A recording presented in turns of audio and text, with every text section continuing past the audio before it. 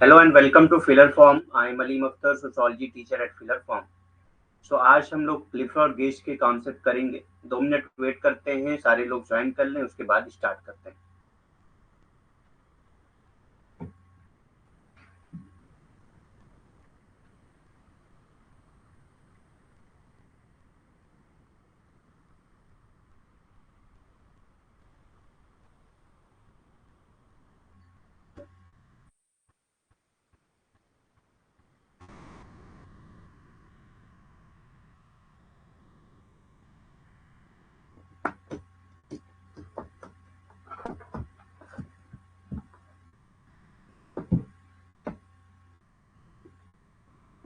Good afternoon.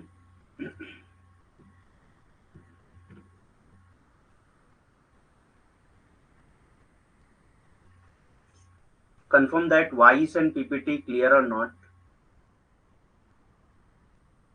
Confirm that voice and PPT clear or not.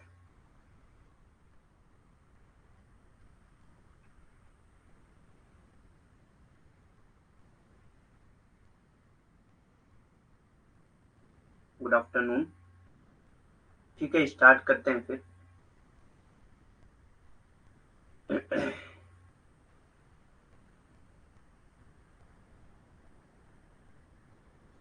तो जिन्होंने अभी तक फिलर फॉर्म नहीं ज्वाइन किया है और वो ज्वाइन करना चाहते हैं, तो मेरा रेफरल कोड यूज कर सकते हैं अलीम 10, जो कि है जिससे यूज करने पे आपको 10% एक्स्ट्रा डिस्काउंट मिल जाएगा। और ये ऑल कोर्सेज पे एप्लीकेबल है। फिलर फॉर्म के ऑल कोर्सेज पे ये रेफरल कोड एप्लीकेबल होता है। ठीक। तो जो भी आपके फ्रेंड्स एंड रिलेटिव में नहीं ज्वाइन किए हैं, उनको आप ये रेफरल कोड दे सकते हैं, जिनसे उनका 10% एक्स्ट्रा डिस्काउंट मिल जाएगा। तो हमारी जो डेली क्लासेस होती हैं वो 3 PM पे होंगी। 3 PM पे होती हैं और 3 PM पे ही क्लासेस हमारी होंगी अभी। इन केस अगर 3 PM पे कोई क्लास नहीं हो पाती है तो फिर 8 PM पे होगी। 8 PM पे जो क्लासेस होती हैं, अगर 3 PM पे क्लास नहीं हुई है तभी 8 PM पे क्लास होती है। ठीक। सो ये टाइम आपको नोट करके रखना है। इस टाइम पे आप ज्वाइन कर लीजिए क्लास।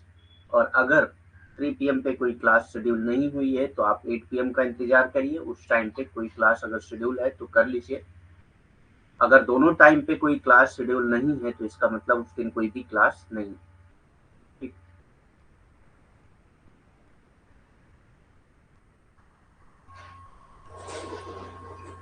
सो स्टार्ट करते हैं। हम लोगों ने सारे थिंकर के कॉन्सेप्ट को कंप्लीट कर लिया है। इंडियन थिंकर बचे हैं, आज लास्ट थिंकर है, उसके बाद हम लोग इंडियन थिंकर को स्टार्ट करेंगे। ठीक। बाकी हम लोगों ने सारे थिंकर के कॉन्सेप्ट कर लिए हैं। जो लोग नया ज्वाइन कर रहे हैं उनसे रिक्वेस्ट है कि वो जो आपकी रिकॉर्डेड क्लासेस हैं ऐप में, वो आप देख लीजिए। और आपको पीडीएफ भी दे दी गई है, तो पीडीएफ भी आप देख सकते हैं। ठीक।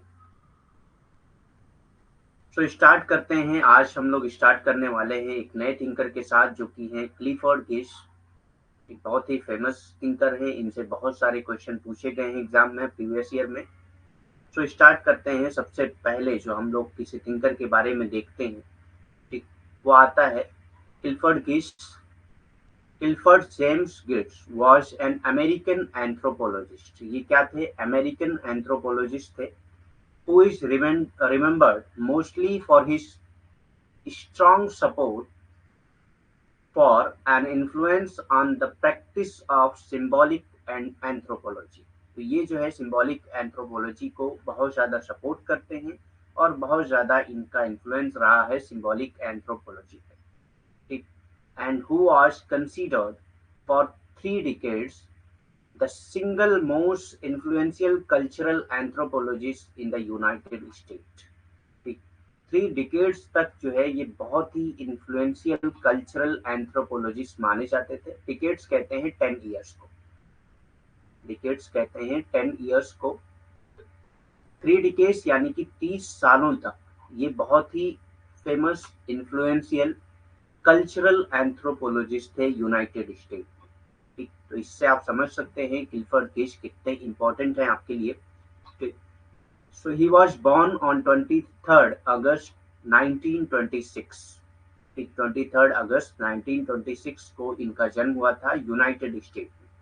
मैंने बहुत बार बताया है आपको कि कभी भी बॉर्न एंड डेथ्स या स्पाउस इन सबसे क्वेश्चन या पेरेंट्स इन सबसे क्वेश्चंस नहीं पूछे जाते, ठीक। लेकिन क्योंकि हम लोग थोड़ा सा बैकग्राउंड देखते हैं किसी भी थिंकर के कॉन्सेप्ट को पढ़ने के लिए, तो इस वजह से हम देख रहे हैं।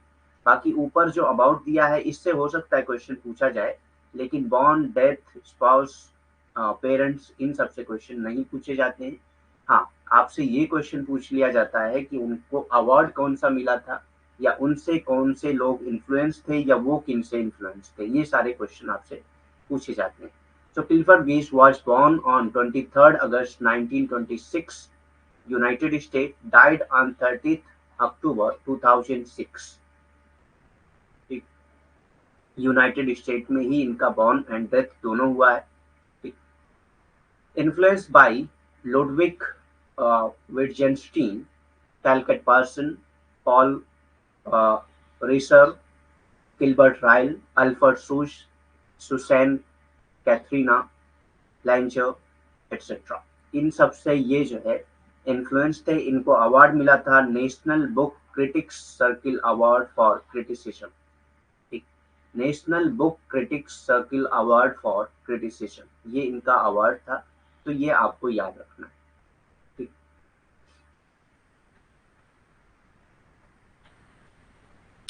जर्गन हैबरमास को कौन सा अवार्ड मिला था बताइए, हम लोग पढ़ चुके हैं।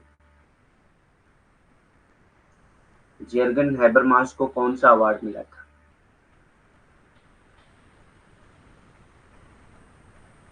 ठीक, सो इनकी मेथोडोलॉजी देखते हैं। क्लिफर्ड गेश की मेथोडोलॉजी क्या है, कार्यप्रणाली क्या है।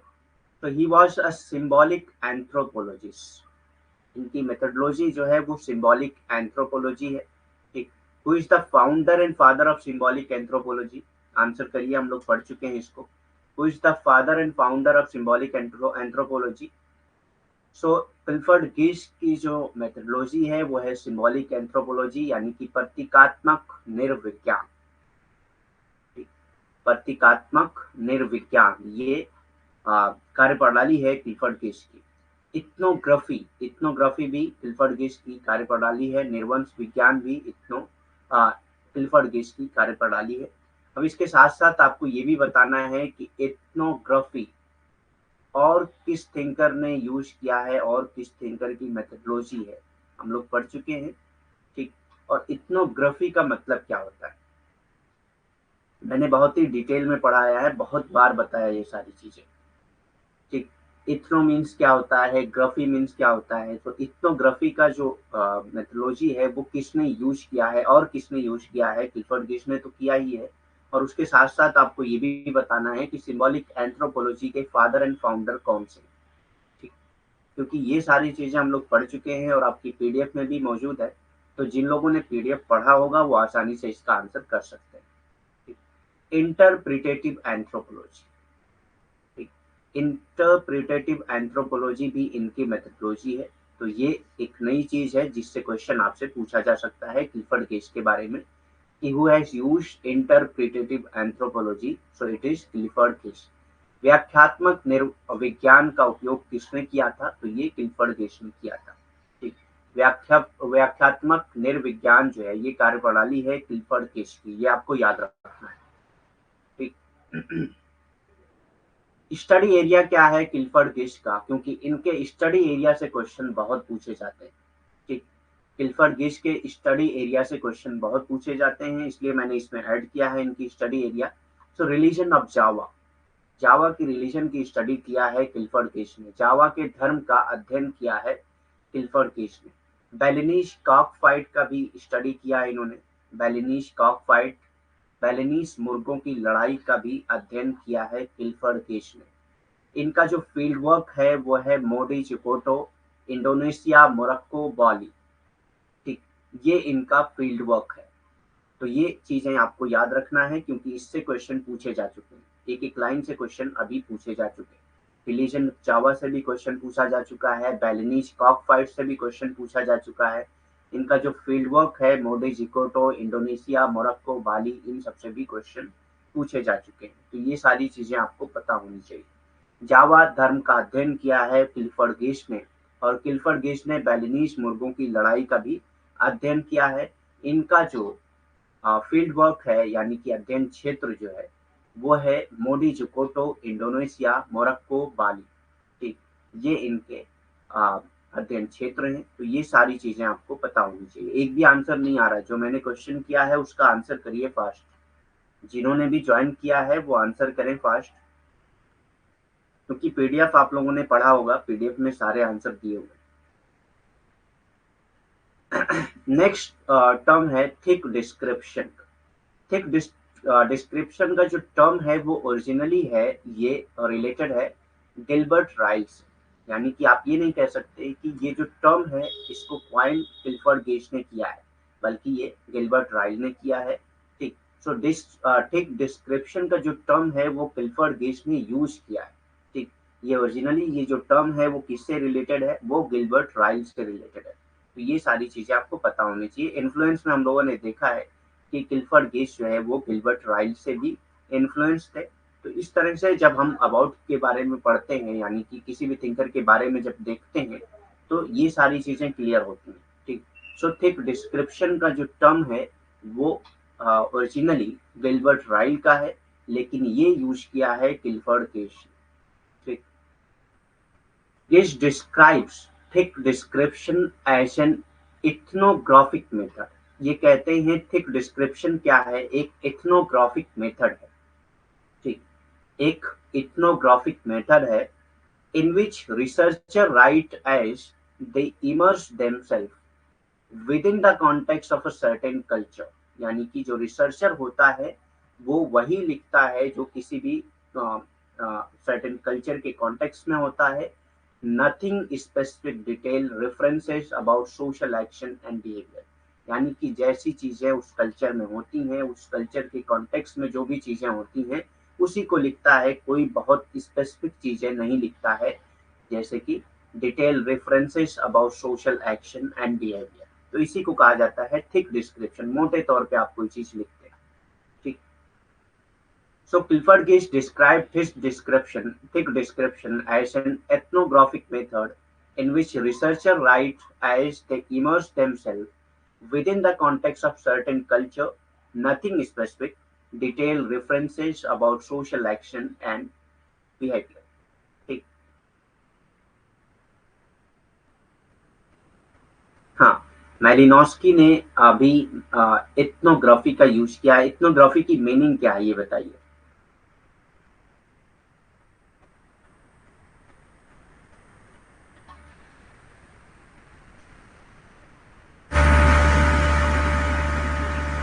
इथनोग्राफी की मीनिंग क्या है ये बताइए आप।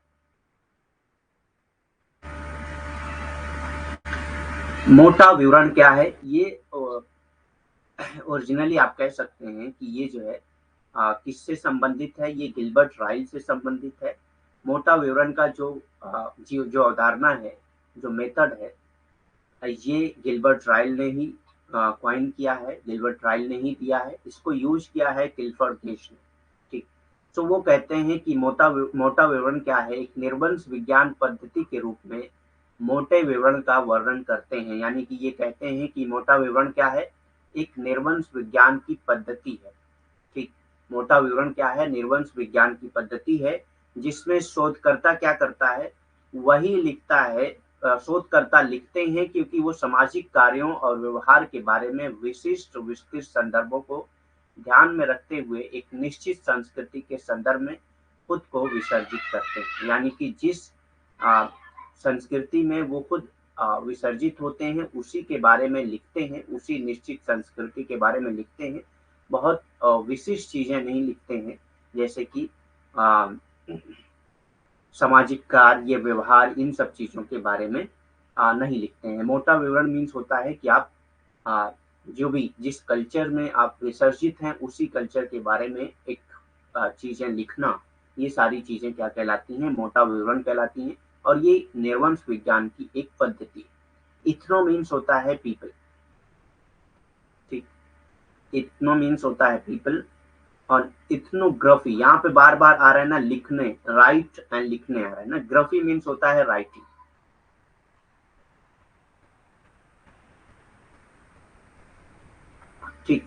ग्राफी मीन्स होता है राइटिंग।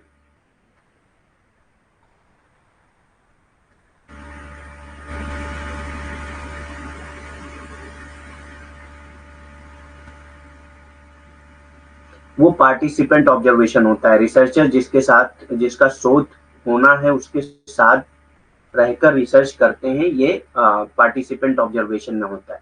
ठीक।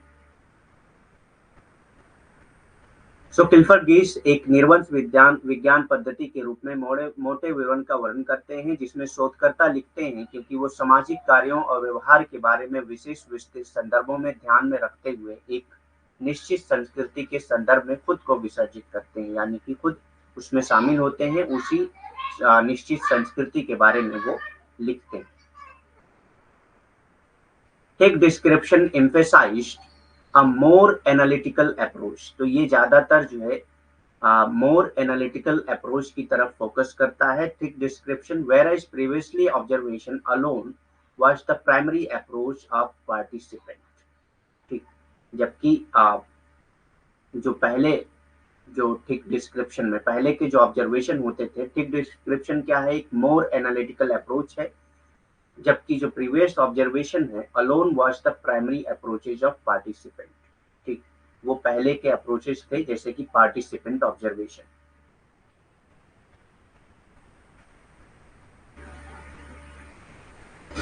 ठीक। मोटे विवरण ने अधिक विश्लेषणात्मक दृष्टिकोण पर जोर दिया है, जबकि पहले केवल अवलोकन की प्रतिभागियों का प्राथमिक दृष्टिकोण था। पहले सिर्फ अवलोकन की प्रतिभागियों का प्राथमिक दृष्टिकोण था, लेकिन मोटे विवरण ने कहा है कि ये चीजें क्या है, एक अधिक विश्लेषणात्मक दृष्टिकोण पर जोर देती है। ठीक।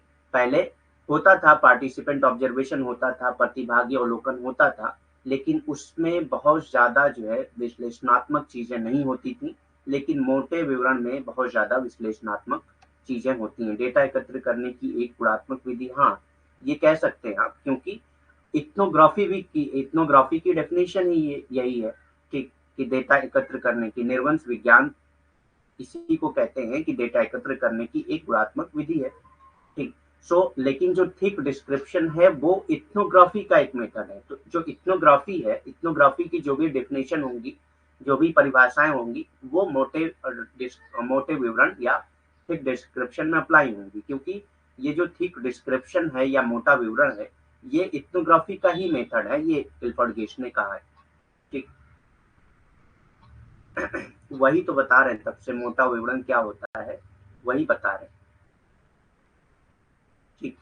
कि जिस तरह से पार्टिसिपेंट ऑब्जर्वेशन में पहले होता था कि लोग जाकर वहां पे ऑब्जर्वेशन करते थे, या जिस संस्कृति के, जिस कल्चर के वो पार्ट हैं, वहां उसी का वो अध्ययन करते थे, उसी के बारे में लिखते थे। लेकिन मोटे विवरण में क्या है, बहुत ज्यादा एनालिटिकल अप्रोच यूज होता है, जो कि पार्टिसिपेंट ऑब्जर्वेशन में नहीं होता है।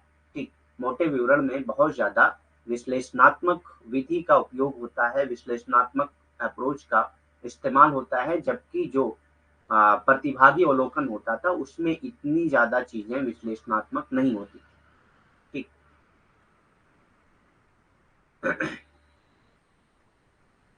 बैलिनीज कॉक फाइट, नेक्स्ट कॉन्सेप्ट है बैलिनीज कॉक फाइट, जिसके बारे में हम लोगों ने पढ़ा है कि बैलिनीज कॉक फाइट का भी अध्ययन क्लिफर्ड गेज ने किया है। For gauge, cock fighting in Bali engage central cultural values. ठीक। बाली में क्या होता था, कॉक फाइटिंग होती थी, कॉक फाइटिंग का टूर्नामेंट ऑर्गेनाइज किया जाता था। ठीक। वो उसी का अध्ययन करते हैं और कहते हैं कि cock fighting in Bali engages central cultural values, यानी कि इसमें बहुत सारी कल्चरल वैल्यूज इसमें जुड़ी हुई होती है। ठीक। Such as honour, dignity and respect. इसके साथ जो है वो सिर्फ एक कॉक फाइट नहीं है कि दो मुर्गे आपस में लड़ रहे हैं, दो कॉक आपस में लड़ रहे हैं, बल्कि वो एक कल्चरल वैल्यूज से जुड़ा हुआ है, जिसमें ऑनर जुड़ा हुआ है, डिग्निटी जुड़ी हुई है एंड रिस्पेक्ट जुड़ा हुआ है। ठीक। गिश के लिए बाली में मुर्गों की लड़ाई सम्मान, गरिमा और सम्मान जैसे केंद्रीय सांस्कृतिक मूल्यों को जोड़ती है।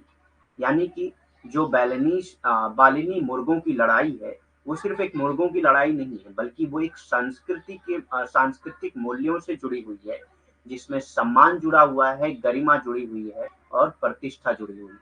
ठीक। सम्मान, गरिमा एंड प्रतिष्ठा इसमें जुड़ी हुई है। तो ये सिर्फ एक मुर्गों की लड़ाई नहीं है, एक कल्चरल वैल्यू इसमें जुड़ी हुई है, एक सांस्कृतिक मूल इसमें जुड़े हुए हैं। ठीक, तो इसीलिए उसका अध्ययन किया है क्लिफर्ड गिश ने बैलिनीज कॉकफाइट की।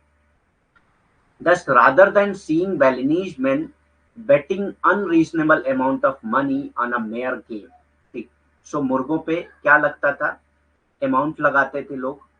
अब एक एक मुर्गे पे मतलब अलग अलग मुर्गों पे जो वो लगाना चाहते थे, जिस पे उस पे पैसे लगाते थे। ठीक, जैसे घोड़ों पे लगता है, घोड़े की रेस में घोड़ों पे पैसे लगते हैं। ठीक, तो ऐसे ही मुर्गों पे भी वहां पे पैसे लगते थे। तो ये आप सिर्फ इसको ऐसे नहीं देख सकते हैं कि जो बैलिनीज मैन है वो अनरीजनेबल अमाउंट लगा रहे हैं किसी भी गेम में। गिश portrait what approaches as play to be a deadly serious struggle over relative status। ठीक, तो ये एक डेडली सीरियस स्ट्रगल बन जाता है। ठीक, ये गेम ही सिर्फ ऐसा नहीं है, बल्कि एक डेडली सीरियस स्ट्रगल बन जाता है ओवर रिलेटिव स्टेटस। अपने स्टेटस को बढ़ाने के लिए, एक स्टेटस के लिए ये सारी चीजें होती हैं। इसमें रिस्पेक्ट के लिए होता है सारी चीजें। ठीक, अपनी प्रेस्टीज के लिए होती हैं इसमें चीजें। इस प्रकार बाली के पुरुषों को एकमात्र खेल पर अनुचित मात्रा में धन की शर्त लगाने के बजाय गीस चित्रित करते हैं जो खेल के रूप में सापेक्ष स्थिति पर एक घातक गंभीर संघर्ष प्रतीत होता है। ठीक, सो एक सापेक्ष स्थिति के तौर पे, एक सापेक्ष स्थिति पर जो है एक घातक गंभीर संघर्ष है ये। तो लोग क्या देखते हैं, जब भी कोई बैलिनीज कॉकफाइट देखने जाएगा तो वो सिर्फ ये देखेगा कि जो बैलिनीज लोग हैं वो एक खेल पर एक बहुत ज्यादा अमाउंट लगा रहे हैं, बहुत ज्यादा अपना धन उस पर लुटा रहे हैं। लेकिन गिश ने देखा कि वो क्यों लगा रहे हैं। ठीक, तो ये क्या है, एक सापेक्ष स्थिति को पाने के लिए, एक अपना प्रेस्टीज, अपना सम्मान पाने के लिए, अपनी प्रतिष्ठा पाने के लिए वो ये सारी चीजें करते हैं और एक घातक गंभीर संघर्ष प्रतीत होने लगता है। ठीक, प्रिंसेस एंड पेडलर्स के बारे में इन्होंने बताया है क्लिफर्ड गिश ने, प्रिंसेस एंड पेडलर्स। ठीक, अब इसके बारे में क्या बात की है, जनरली जो आपसे ये क्वेश्चन पूछे जाते हैं प्रिंसेस एंड पेडलर्स से, वो यही पूछे जाते हैं कि प्रिंसेस एंड पेडलर्स जो है वो किससे रिलेटेड है। तो it is related to Clifford गिश। In a closely observed study of 2 Indonesian town, इन्होंने 2 इंडोनेशियन टाउन की स्टडी किया है, उसी में ही इन्होंने ये कॉन्सेप्ट दिया है प्रिंसेस एंड पेडलर्स का। Clifford Geertz analyzes the process of economic change in terms of people। इन्होंने जो है प्रिंसेस एंड पेडलर में क्या किया है, इकोनॉमिक चेंज को एनालाइज किया है in terms of people and behaviour patterns. यानी कि इकोनॉमिक चेंज जब होता है तो पीपल के बिहेवियर पैटर्न में क्या चेंजेस आते हैं, rather than income and production. ठीक, इनकम में क्या चेंज आते हैं या प्रोडक्शन में क्या चेंज आते हैं, इसको स्टडी करने के बजाय क्लिफर्ड गिश ने प्रिंसेस एंड पेडलर में स्टडी किया है कि जब भी कोई इकोनॉमिक चेंजेस आता है तो पीपल के बिहेवियर पैटर्न में क्या चेंज आता है, इसकी स्टडी किया है उन्होंने। ठीक, so in a closely observed study of 2 Indonesian town, Clifford गिश analyses the process of economic change in terms of people and behavior pattern rather than economic and production। राजकुमारी और फेरी वाले, 2 इंडोनेशियाई शहरों के बारीकी से देखे गए अध्ययन में क्लिफर्ड गिश ने आय और उत्पादन के बजाय लोगों और व्यवहार के पैटर्न के संदर्भ में आर्थिक परिवर्तन की प्रतिक्रिया का विश्लेषण किया है। यानी कि इन्होंने 2 इंडोनेशियाई शहरों का अध्ययन किया है और वहां पे जो भी आर्थिक परिवर्तन हो रहा था उसका विश्लेषण किया है। लेकिन उसमें उन्होंने ये नहीं देखा है कि जब भी आर्थिक परिवर्तन होता है तो उत्पादन में क्या क्या परिवर्तन होता है या आय में क्या परिवर्तन होता है, बल्कि उन्होंने ये देखा कि लोगों के व्यवहार के पैटर्न में क्या परिवर्तन होता है, क्या बदलाव आता है। इसी को उन्होंने बताया है राजकुमारी और फेरी वाले की अवधारणा में। ठीक, 2 इंडोनेशियाई शहरों के बारीकी से देखे गए अध्ययन में क्लिफर्ड गिश ने आय और उत्पादन के बजाय, ठीक यहाँ पे देखिए, आय और उत्पादन के बजाय लोगों और व्यवहार के पैटर्न के संदर्भ में आर्थिक परिवर्तन की प्रतिक्रिया का विश्लेषण किया है। Once of the rare one of the rare empirical studies of the earliest stages of the transition to modern economic growth. तो ये कह सकते हैं कि ये one of the earliest rare empirical studies थी जो इन्होंने किया था प्रिंसेस एंड पेडलर्स में इकोनॉमिक ग्रोथ से रिलेटेड। आधुनिक आर्थिक विकास के संक्रमण के शुरुआती चरणों के दुर्लभ अनुभवजन्य अध्ययनों में से एक है। तो ये जो प्रिंसेस एंड पेडलर्स हैं वो क्या है, आधुनिक आर्थिक विकास के संक्रमण के शुरुआती चरणों के दुर्लभ अनुभवजन्य अध्ययनों में से एक ये भी है, प्रिंसेस एंड पेडलर्स यानी कि फेरी वाले एंड राजकुमारी। कल्चर के बारे में क्या कहा है क्लिफर्ड गेज ने, तो कल्चर की डेफिनेशन दिया है क्लिफर्ड गेज ने, जिस डेफिनेशन को सेमियोटिक कॉन्सेप्ट ऑफ कल्चर कहा जाता है। ठीक, सो कई बार एग्जाम में पूछा भी गया है कि सेमियोटिक कॉन्सेप्ट ऑफ कल्चर किसने दिया है, तो ये क्लिफर्ड गेज ने दिया है। ठीक, और कल्चर की जो भी डेफिनेशन बताया है क्लिफर्ड गेज ने उसी को सेमियोटिक कॉन्सेप्ट ऑफ कल्चर कहा जाता है। ठीक, सो कल्चर अकॉर्डिंग टू गेज is a system of inherited conceptions। तो क्या है क्लिफर्ड गेज के अकॉर्डिंग कल्चर क्या है, a system of inherited conceptions expressed in symbolic form by means of which men communicate, perpetuate and develop their language about an attitude towards life।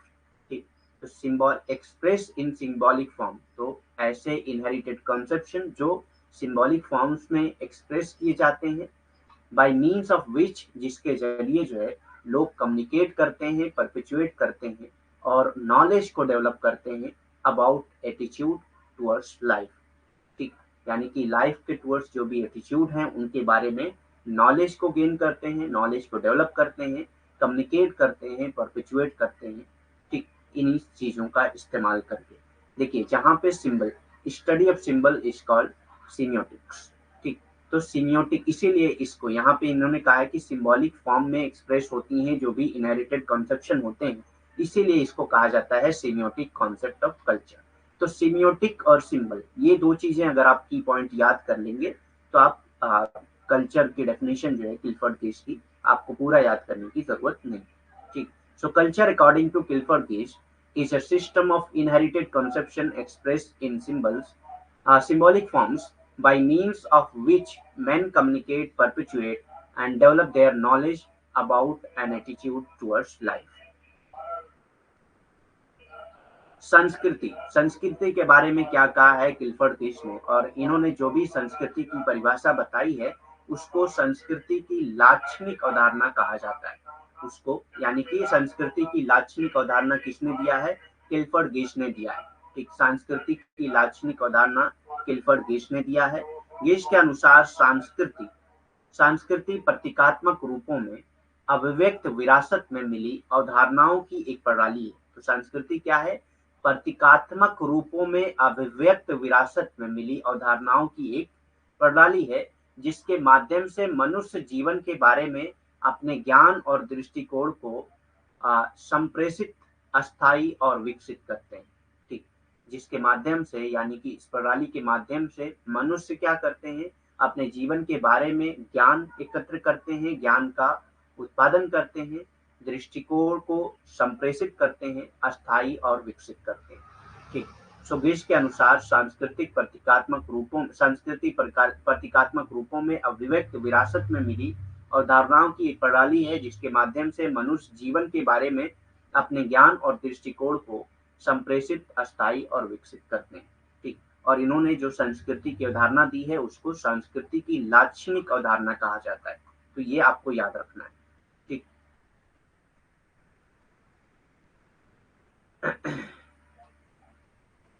It is a web of symbols. Culture क्या है, a web of symbols. ठीक, culture is a web of symbol. ठीक, culture is a web of symbol. ये प्रतीकों का जाल है, यानी कि संस्कृति क्या है, प्रतीकों का जाल है। ये किसने कहा था, ये क्लिफर्ड गेज ने कहा था। तो डायरेक्ट क्वेश्चन पूछा जा सकता है कि who said that culture is a web of symbols, so it is Clifford gauge. किसने संस्कृति को प्रतीकों का जाल कहा है, तो ये क्लिफर्ड गेज ने कहा है।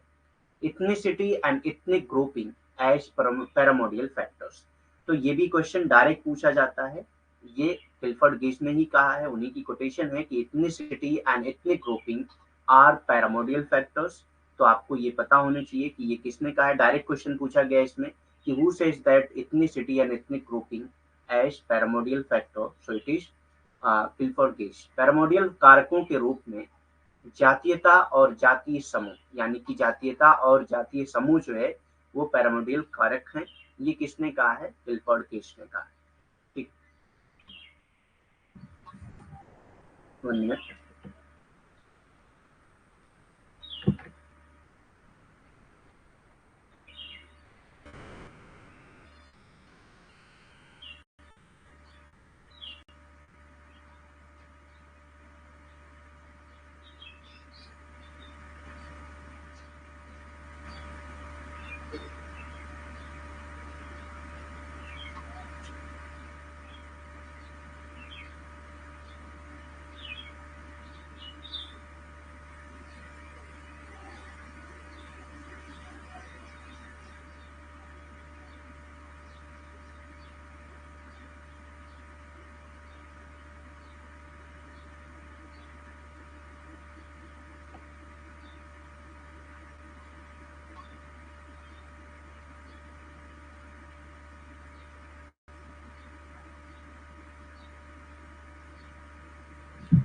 ठीक,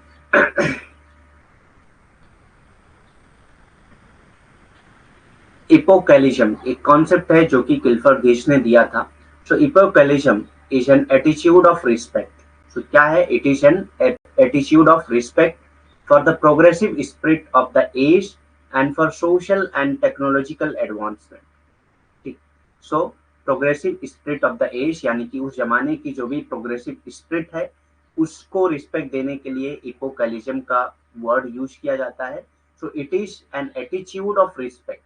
ठीक, इपोकैलिज्म क्या है, एक एटीट्यूड ऑफ रिस्पेक्ट है किसके लिए, प्रोग्रेसिव स्पिरिट के लिए, उस जमाने की प्रोग्रेसिव स्पिरिट ऑफ एज, यानी कि उस जमाने की जो प्रोग्रेसिव स्पिरिट है उसकी रिस्पेक्ट के लिए एक एटीट्यूड है epochalism. And for social and technological development, और सोशल और टेक्नोलॉजिकल डेवलपमेंट की रिस्पेक्ट के लिए एक एटीट्यूड है epochalism which was contrasted by Clifford गेज। इसको किसने डेवलप किया है, क्लिफर्ड गेज ने, with what he termed the essentialist valorization of traditional values। ठीक, जिसको इन्होंने एक टर्म दिया था essentialist, जिसको इन्होंने एक टर्म दिया था essentialist valorization of traditional values, valorization of traditional values। ठीक, so epochalism is an attitude of respect for the progressive spirit of age and for the social and technological advancement, which was contrasted by Clifford Geertz with what he termed the essentialist valorization of traditional values। ठीक, युगवाद किसको कहते हैं, युगवाद युग की प्रगतिशील भावना, यानी कि उस युग की जो भी प्रगतिशील भावना थी या सामाजिक और तकनीकी उन्नति थी उसके सम्मान का एक दृष्टिकोण है। युगवाद क्या है, एक सम्मान का दृष्टिकोण है जो उस युग की प्रगतिशील भावना है उसके लिए, या जो भी सामाजिक या तकनीकी उन्नति हुई है उसके सम्मान के लिए युगवाद एक दृष्टिकोण है जिसे क्लिफर्ड गेज द्वारा विपरीत किया गया था, जिसे उन्होंने पारंपरिक मूल्यों के अनिवार्यवादी मूल्यांकन के रूप में कहा है, जिसे उन्होंने पारंपरिक मूल्यों के अनिवार्यवादी मूल्यांकन के रूप में कहा है। ठीक, सो युगवाद समझ में आ गया क्या होता है, एक सम्मान का दृष्टिकोण है इसके लिए, प्रगतिशील भावना के लिए या जो भी सामाजिक एंड तकनीकी उन्नतियां हुई हैं उसके लिए। ठीक, सामाजिक एवं तकनीकी तकनीकी तकनीकी उन्नतियां हुई हैं उसके लिए। ठीक, he used the concept of family resemblance। इन्होंने family resemblance का concept यूज किया है। तो बहुत बार एग्जाम में पूछा गया है कि who used the concept of family resemblance into anthropology। ठीक, so it is Clifford Geertz who used the concept of family resemblance into anthropology from the post analytical philosopher of Ludwig Wittgenstein. ठीक, तो ये originally किसका concept था? ये Ludwig विटजेंस्टीन का concept था, जिसको इन्होंने यूज किया। Use the concept of family resemblance into anthropology. तो ये ओरिजिनली किसका कॉन्सेप्ट है? Post analytical philosophy of Ludwig Wittgenstein. तो ये जो है लुडविक विटजेंस्टीन का कॉन्सेप्ट है फैमिली रिसेम्बलेंस, जिसको यूज किया है किल्फर्ड गिज ने। कहाँ पे किया है? एंथ्रोपोलॉजी। ठीक, तो ये डायरेक्ट भी पूछा जा सकता है कि लुडविक विटजेंस्टीन का जो कॉन्सेप्ट है उसको किसने यूज किया है एंथ्रोपोलॉजी में? तो इट इज किल्फर्ड गिज। और वो कॉन्सेप्ट कौन सा है? तो वो फैमिली रिसेम्बलेंस है। उन्होंने लुडविक विटजेंस्टीन के विश्लेषणात्मक दर्शन के बाद के दर्शन से निर्विज्ञान में पारिवारिक समानता की अवधारणा का उपयोग किया है। तो ये ट्रांसलेशन बहुत सही नहीं हुआ है। तो आप ये कह सकते हैं कि पारिवारिक समानता की जो अवधारणा है वो किल्फर्ड गिश ने निर्विज्ञान में किया है। ठीक, एंथ्रोपोलॉजी में किया है, यानी कि निर्विज्ञान में किया है। ठीक, और ये कहाँ से लिया गया था? ये लुडविक विटजेंस्टीन के विश्लेषणात्मक दर्शन से लिया गया था। ठीक,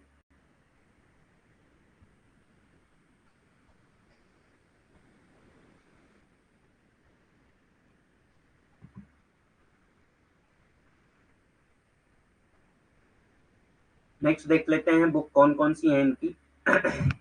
कॉन्सेप्ट इनके इतने ही हैं, बहुत ज्यादा कॉन्सेप्ट नहीं है। तो एक बार कॉन्सेप्ट भी पहले देख लेते हैं, कौन कौन से कॉन्सेप्ट हम लोगों ने किए हैं, उसके बाद बुक देखते हैं। ठीक, सो हम लोगों ने देखा है सबसे पहले मेथोडोलॉजी क्या है। तो इनकी जो मेथोडोलॉजी है वो symbolic anthropology, ethnography, interpretative anthropology, प्रतीकात्मक निर्विज्ञान, निर्वंश विज्ञान, व्याख्यात्मक निर्विज्ञान। स्टडी एरिया इनका जो है वो बैलिनीज कॉक फाइट है, रिलीजन ऑफ जावा है, फील्ड वर्क मोडी चिकोटो है, इंडोनेशिया, मोरक्को, बाली। जावा का धर्म जो है उसका अध्ययन किया है इन्होंने। बैलिनीज मुर्गों की लड़ाई का अध्ययन किया है। मोडी चिकोटो, इंडोनेशिया, मोरक्को, ये सब इनके फील्ड वर्क हैं, अध्ययन क्षेत्र है। ठीक, थिक डिस्क्रिप्शन का कॉन्सेप्ट इन्होंने लिया है गिलबर्ट राइल से।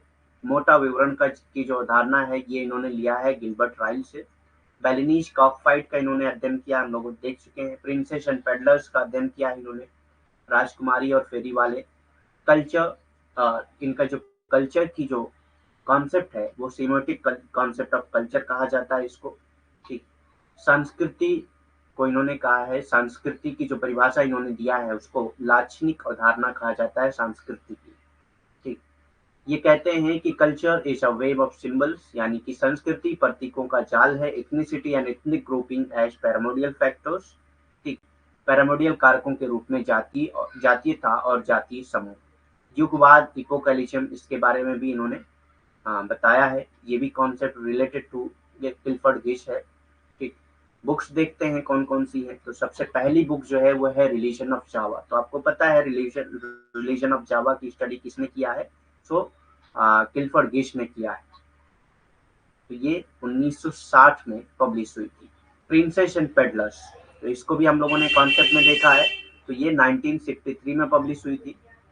Person, time and conduct in Bali. Bali का अध्ययन किसने किया है आपको पता है? तो आप डायरेक्ट आंसर कर सकते हैं किल्फर्ड गिश। ये 1966 में पब्लिश हुई थी। द इंटरप्रिटेशन ऑफ कल्चर 1973 में पब्लिश हुई। लोकल नॉलेज, फर्दर एस्से इन इंटरप्रिटेटिव एंथ्रोपोलॉजी। तो हम लोग देख चुके हैं इंटरप्रिटेटिव एंथ्रोपोलॉजी किसने यूज किया है। तो ये किल्फर्ड गिश ने किया है। ये 1983 में पब्लिश हुई थी। तो ज्यादातर बुक जो है इनके कॉन्सेप्ट से ही रिलेटेड है, तो बुक याद करने की उतनी जरूरत है। ठीक, क्योंकि आप कॉन्सेप्ट देख के आप बता सकते हैं कि ये किसकी बुक है। जनरली इनकी बुक से कोई भी अभी तक क्रोनोलॉजी नहीं पूछी गई है। ठीक, so the religion of Java, princes and peddlers, person, time and conduct in Bali, the interpretation of culture, local knowledge, further essay in interpretative anthropology, work and lives, the anthropologist as author 1988 में publish हुई थी ये। ठीक, सो यहाँ तक हम लोग Clifford गेज के कॉन्सेप्ट को कंप्लीट कर चुके हैं। अब हम लोग कुछ प्रीवियस ईयर क्वेश्चन करेंगे जो कि एग्जाम में पूछे जा चुके हैं इससे पहले के ईयर्स में। So be ready for question number 1। सब लोगों को आंसर करना है। मैंने बताया है कि जैसे अगर और क्वेश्चन नंबर डाल के आंसर करना है, जैसे 6 का ए सही है तो इस तरह से आप आंसर करेंगे 6A। ठीक, इस तरह से आंसर करेंगे तभी मुझको पता चलेगा कि आप किस क्वेश्चन का आंसर कर रहे हैं। ठीक, तो देखते हैं। B ready for question number 1। सिर्फ 5 क्वेश्चन है, उसके बाद हम लोग क्लास लीव करेंगे। तो question number 1, who among the following has divided sociology into major parts, namely static and dynamic sociology? बहुत फेमस है। जिन्होंने भी सोशोलॉजी शुरुआत की होगी पढ़ने के लिए, तभी आपने उनको पढ़ा होगा कि जिसने सोशोलॉजी को 2 पार्ट्स में डिवाइड किया है, एक स्टैटिक और दूसरा डायनामिक। ठीक, निम्नलिखित में से किसने समाजशास्त्र को स्थिर और गतिशील समाजशास्त्र नामक 2 प्रमुख भागों में विभाजित किया है? Herbert Spencer, Max Weber, Comte, Rudolf. Herbert Spencer, Max Weber, Comte and Rudolf. किसने किया है बताइए?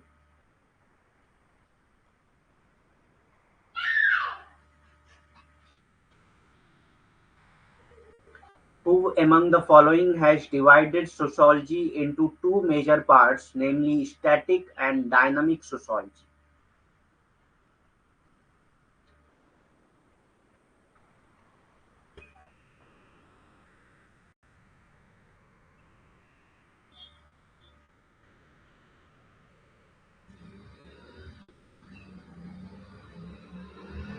So the answer for this question is C, that is Comte. तो कोम्ट ने स्टैटिक एंड डायनामिक के बारे में बात किया है। बहुत बेसिक है ये। निम्नलिखित में से किसने समाजशास्त्र को स्थिर और गतिशील समाजशास्त्र नामक 2 प्रमुख भागों में विभाजित किया है? तो कोम्ट ने किया है। ठीक, next question, that is question number 2। In sociology, who for the first time emphasized social action as the basis for theory? In sociology, who for the first time emphasized social action as the basis for theory? किसने social action को किसी भी theory का basis माना है sociology में? पहली बार Talcott person, R K. Merton, Max Weber, none. समाजशास्त्र में सिद्धांत के आधार के रूप में सामाजिक क्रिया पर पहली बार किसने जोर दिया है? किसने कहा है कि समाजशास्त्र में सिद्धांत का आधार क्या होता है? सामाजिक क्रिया होती है।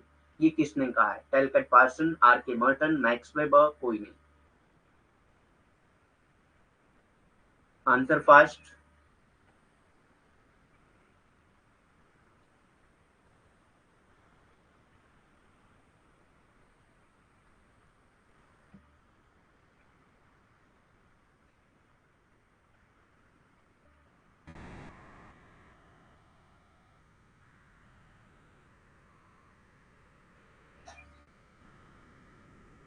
जितने लोगों ने ज्वाइन किया है सारे लोग आंसर करें।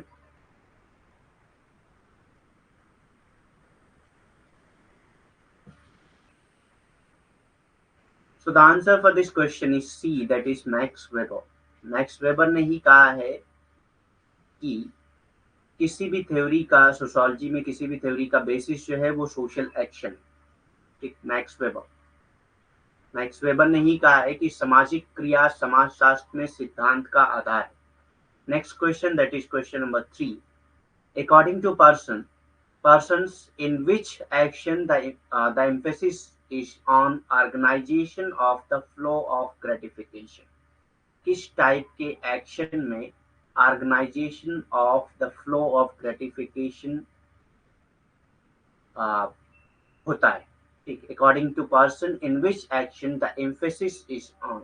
जो एम्फेसिस होता है वो किस पे होता है? Organisation of the flow of gratification. ये किस टाइप के एक्शन में होता है? हम लोगों ने पढ़ा है different type of action Parson के। ठीक, तो आपने पीडीएफ अगर देखा हो तो उससे आप आंसर कर सकते हैं। पार्सन के अनुसार किस क्रिया में संतुष्टि के प्रवाह को व्यवस्थित करने पर जोर दिया जाता है? ठीक, पार्सन के अनुसार किस क्रिया में, यानी कि क्रिया के अलग अलग प्रकार दिए हुए हैं जो पार्सन ने बताए हैं। ठीक, कुछ ऐसी क्रियाएं हैं जो पार्सन ने नहीं भी बताए हैं तो आप उसको एलिमिनेट भी कर सकते हैं। ठीक, तो पार्सन के अनुसार किस क्रिया में संतुष्टि के प्रवाह को व्यवस्थित करने पर जोर दिया गया है? Expressive action, cathectic action, moral action, sexual action. अभिव्यंजक कार्रवाई, कैथेटिक क्रिया, नैतिक कार्रवाई, यौन क्रिया।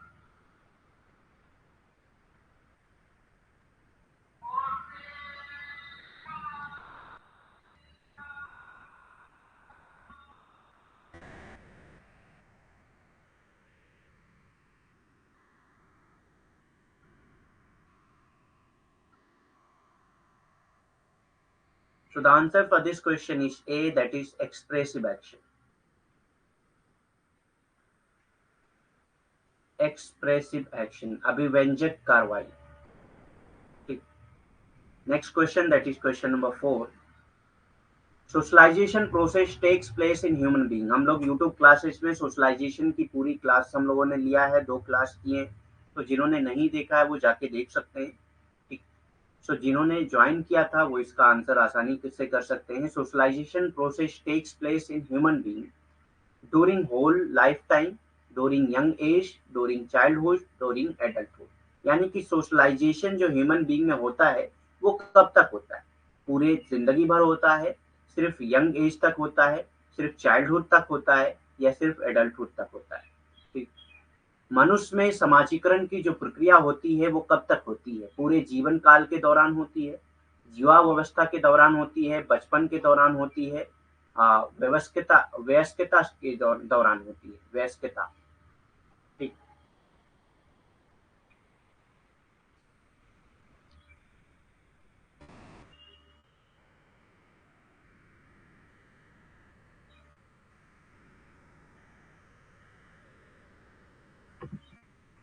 क्या नैतिक क्रिया भी दिया सर? क्या नहीं समझ पा रहा हूँ मैं, आप कहना क्या चाह रहे हैं, थोड़ा डिटेल में बताइए।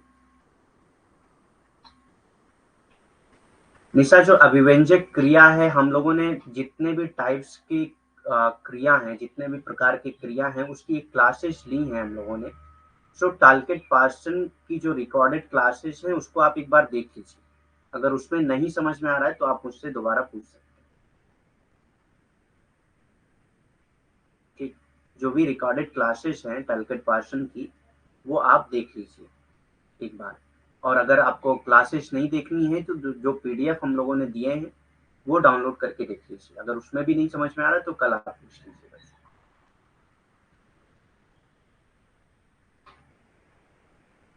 एक मिनट।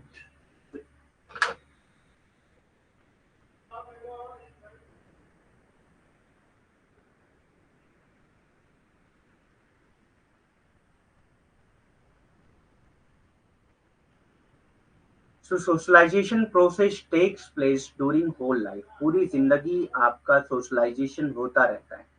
ठीक, जब आप चाइल्डहुड में होते हैं तो एज ए चाइल्ड आपको कैसे रहना है वो सोशलाइजेशन आपका होता है।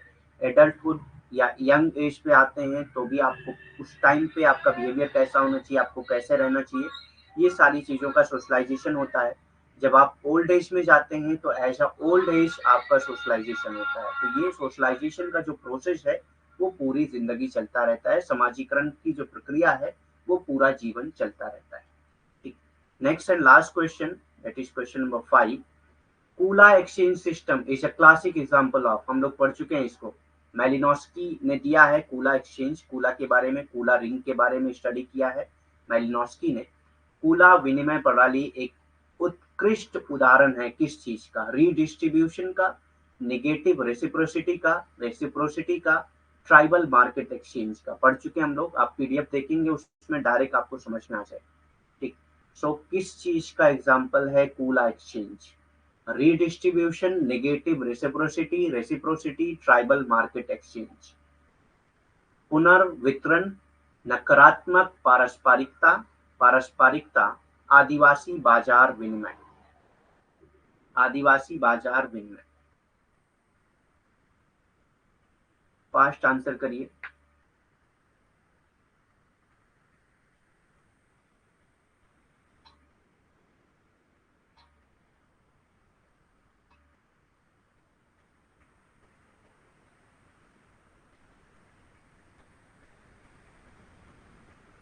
So the answer for this question is reciprocity. हम लोग पूरा रेसिप्रोसिटी एक कॉन्सेप्ट, एक टॉपिक, मतलब एक हेडलाइन डाल के हम लोगों ने पढ़ा है इसको। तो आप पीडीएफ देखेंगे तो उसमें डायरेक्ट हेडलाइन ही दिया हुआ है। ठीक। सो ये क्या है? एग्जाम्पल ऑफ रेसिप्रोसिटी है, पारस्परिकता का उदाहरण है कूला विनिमय। ठीक। तो देख लीजिएगा एक बार पीडीएफ, आप तो पीडीएफ देखिए क्योंकि आपका एग्जाम बहुत करीब है, और पीडीएफ आप लोग पढ़ते रहिए क्योंकि बाद में बहुत ज़्यादा जब हो जाएंगी तो आपकी हिम्मत भी नहीं करेगी पढ़ने की। ठीक। तो आज के लिए इतना ही। Thank you very much. और भी अगर आपके कोई क्वेश्चन है तो कर सकते हैं। Any question you can ask related to today's class, previous class and course.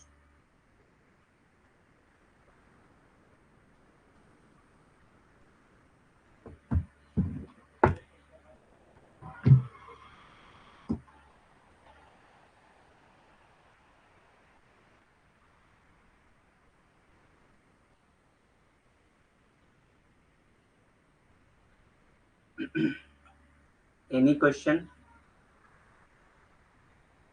ठीक है, फिर लीव करते हैं। Thank you very much. Have a nice day.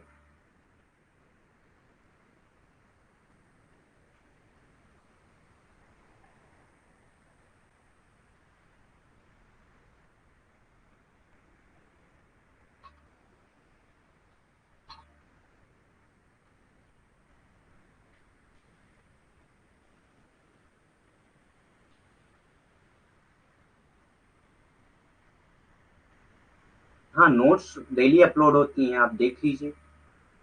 Class खत्म होने के बाद नोट्स अपलोड हो जाती हैं, तो आप कोर्स में जाकर देख सकते हैं।